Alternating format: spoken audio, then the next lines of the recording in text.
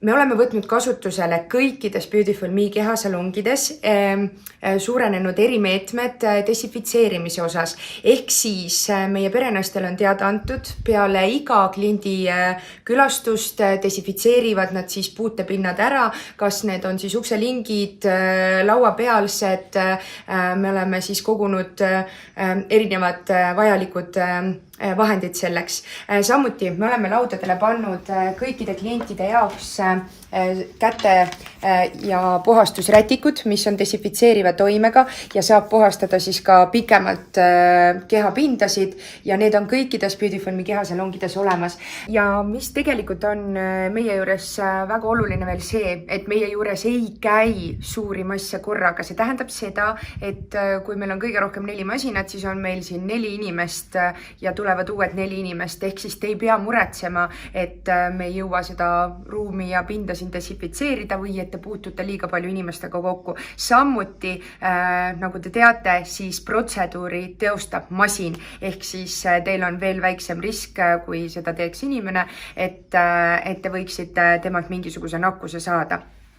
Samuti me oleme kasutusele võtnud meie masinate juures, kus siis inimene kõige rohkem aega veedab.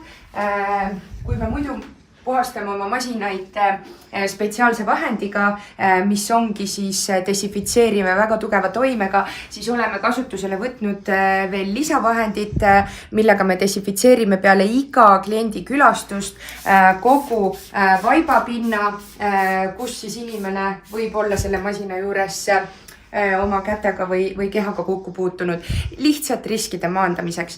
Ja oleme veel lisanud ka tualettruumidesse kõikides Beautiful Me kehasalongides sellised desinfitseerivad seebid, millega saate siis oma käed puhtaks teha ja mida me palume ka perenaistel kindlasti kogu aeg pidevalt kasutada. Otse loomulikult need inimesed, kellel on palutud koju jääda, palun jääge koju. Teie natukene puhake, kosuge ja siis ootame teid, kuid kõik need, kes siiski võivad veel liikuda, palun tõesti südamele panna. Praegu on teie hetk hoida oma tervist. Riik kahjuks sellega otseselt kaasa aidata ei saa, kuid kõik meetmed, mis nad on kasutusele võetud, me toetame neid ja täname selle eest, kuid teeme nüüd ise oma panuse ka. Ja jääme teid ootama ja kui on küsimusi, siis kirjutage meile julgelt.